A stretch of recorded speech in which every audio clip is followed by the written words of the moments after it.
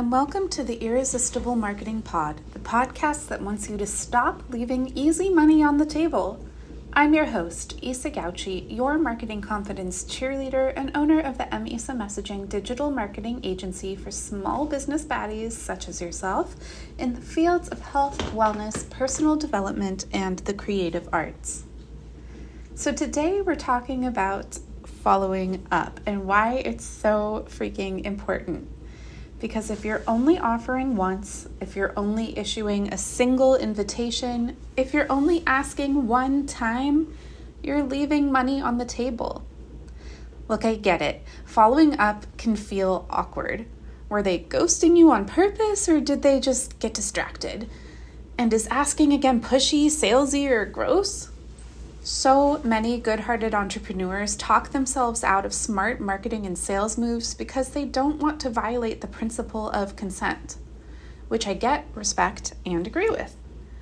But there is a very big difference between pushing past a no, trying to muscle someone out of their hesitation, and a simple, polite follow-up. And following up is a very important marketing skill because once is definitely not enough. Allow me to explain. Marketing lore famously posits the rule of 7, that customers typically need to encounter a marketing message at least 7 times to develop enough know, like, and trust to be ready to invest. This makes sense because our unconscious minds tend to associate familiarity with safety, whether it's actually safe or not, but that's a story for another day. So if we only make the offer, the invitation, the ask one time, we're not asking in a way that nurtures a feeling of safety for our potential customers.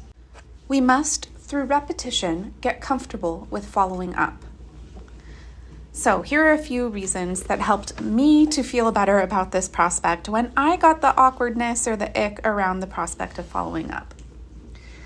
So we are all dependent on reminders. It's the digital age, and we have all grown reliant upon them. Think about how many you need just to get through your day. Here are a few that I absolutely rely upon. I need those Google Calendar alerts that a meeting is coming up in 15 minutes, or I'd leave a lot of people annoyed and waiting. I'd have a whole lot of parking tickets if it weren't for my reminders app telling me to move my car on street sweeping days. And I'm so glad that my vet sends out emails when it's time for my pet's checkups and shots. And thank freaking goodness my annual software subscriptions let me know when that big auto payment is coming up. And I'm grateful that the last person who interviewed me for an online publication sent me reminders to get my info back to him in time for his deadline. Otherwise, I wouldn't get to be featured. And I'm so grateful I got a bunch of emails to sign up when I could still get in on that discount for the last coaching program that I bought. And you know what? My current clothes are thanks to several reminders about my birthday discount. And those are just the ones I can think of off the top of my head. Bottom line, these reminders were welcome, appreciated, and truly helped me. You see, repetition is just not the same thing as intrusion. And I know a lot of you worry that it is when you think about following up yourself, but every time you get that fear, just think about all of the reminders that you are grateful to have in your life that just keep things moving smoothly and more delightfully for you. Okay, so another way I encourage you to reframe your beliefs about following up is to remind yourself that they might not have known that you were talking specifically to them the first time you tried making that offer. So there are so many reasons why the first time you made the offer didn't result in a sale. Other than the rule of 7 and not allowing your audience to get familiar enough with the offer, one of the most common reasons I see is that it's not clear enough who was being invited to the offer in the first place. Take testimonials.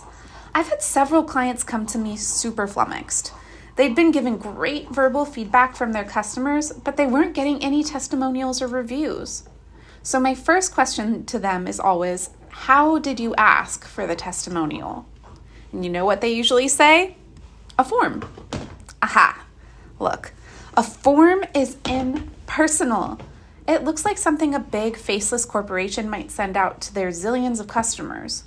Your customer would have a hard time realizing that their testimonial would make all the difference to you and your business.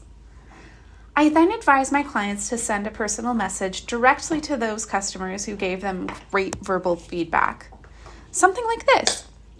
Hey Veronica, thank you so much for being a part of my program. It was such a joy to work with you.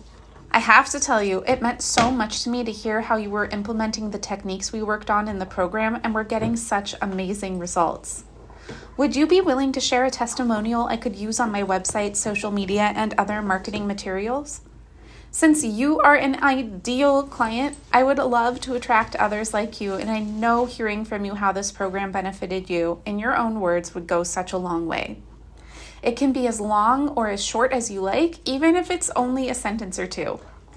If you are so inclined, here is a link for where you can leave your review on Google, and I can take it from there.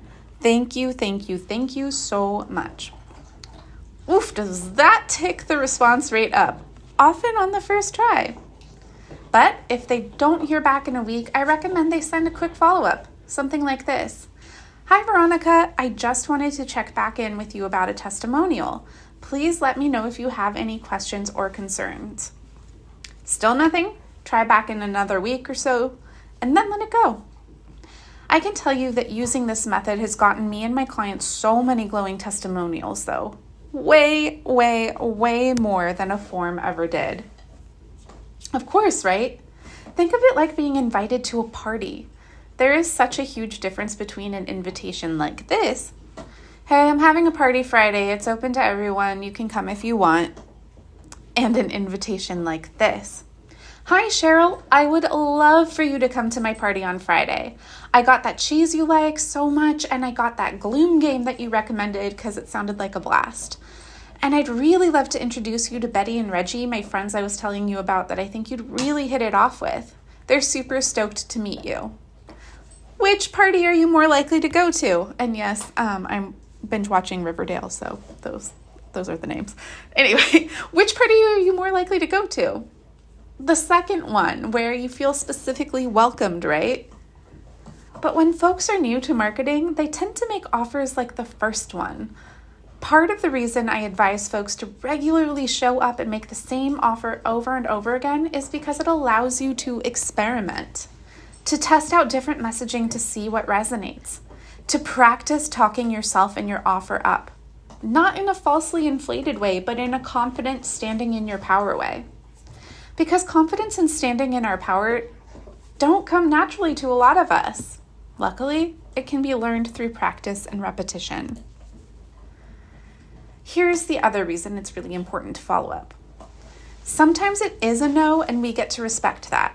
And sometimes they'll tell you why it's a no. For instance, the price is out of their budget, they were looking for more one-on-one support than a group membership affords, or they prefer a done-for-you service to learning how to do it themselves. This is often a golden opportunity for an up or downsell if you have a different product or service that better suits their needs. And if you just left it at, oh, okay, and feel bummed about it, then first offer you made not being a good fit for them, you'd be leaving money on the table for other better fit products you could recommend. So my business mentor tells a story about how she sold no spots to a one-on-one program. She surveyed the people that kept opening the emails about why not, and they're like, investment is a little too rich for my blood right now. So she came up with a custom offer that was not as high ticket, a little less intensive. And I think she made something like $20,000 off of the downsell with like a custom order she just whipped up. By the way, you should definitely follow Intuitive Edge Coaching because she's a genius like that. But anyway, following up is important. But before I let you go, I want to tackle the elephant in the room. Following up is really different from ignoring a no, which is not something I'm recommending that you do.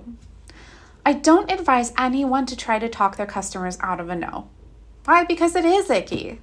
We value consent around here and don't advocate using rape culture tactics in sales. So no means no, we respect no's. So we get to let our customers have a sovereign no. And when we are told no, we respect it and stop trying to market or sell the same offer to those folks. This, however, does not mean we have to stop marketing in general. When it's a no to our whole business, a no to all our offers, they can and should leave our audience. They should unsubscribe, they should unfollow, they should mute. Because businesses sell things. That is the nature of a business. So following a business, signing up for their emails, following them on social media, etc., implies consent that you are opting into being exposed to what businesses do. Sell. Following up is also not a violation of consent if we simply haven't heard back. That is, as long as we aren't excessive about it. This is why I usually count my follow-up attempts at 2. I think about it a lot like texting. My sister forgets if she can't answer right away. And I know this about her, so I just remind her later. I do not assume she stopped loving me or wanting to hear from me when I don't get an answer from a text. I just understand that she's busy and has a lot of demands on her time and attention. I know that her not answering a text sometimes does not reflect anything about me, how much she values me, or how good my message was. If she actually does have a problem with me, I trust her to tell me, like an adult. Now, I know that, unfortunately, not everyone is as cool as my sister, and not everyone deserves the benefit of the doubt the way that she does. But since I can't know every contact for my business as well as I know my sister, it makes me feel better to assume it's like with my sister. They love me, they want to hear from me, they thought the message was great, they just got distracted and forgot when they couldn't answer right away. This helps me do marketing more effectively by empowering me to follow up without any mind drama. And knowing that I respect a no when I hear one, I don't worry that the follow-up is compromising my values. So if I decide to just think of the lack of response this way, they love me, they love hearing from me, they just got distracted or confused, who is it hurting? No, it's not hurting anybody. So if that helps you, I invite you to adopt the thought that they love you and want to hear from you, they just got distracted or confused. And if not, you can trust them that they will tell you otherwise or otherwise excuse themselves. This makes following up so much easier. And that makes making money, signing aligned clients, and scoring glowing reviews so freaking much easier. So following up, bottom line, is a win-win, win-win, win-win-win. All right, did you find these mindset shifts helpful? There's plenty more where that came from. Join the squad where you get me as your own personal marketing confidence cheerleader and a room full of badass, powerful boss babes to hype you up as you go get those big dreams of yours. Marketing triggers a lot of emotional dragons, but it's easier to tame them in a community that will lovingly hold you accountable and keep you motivated and inspired. The squad includes monthly virtual marketing masterclasses on topics voted by members, monthly business labs where we workshop your actual marketing assets, strategy, and tactics, free copy editing, marketing confidence cheerleading sessions, a private Facebook group to receive support between sessions and feedback on your marketing assets, strategy, and tactics, and an on-call expert marketing director, which is me. The link to join the squad and meet your new business besties is in the show notes. It is time to stop holding yourself back, babe. Let us support you as you go get those big dreams that you want, need, and deserve. All right. Thank you so much for joining me for today's episode. Don't forget to like, share, and subscribe.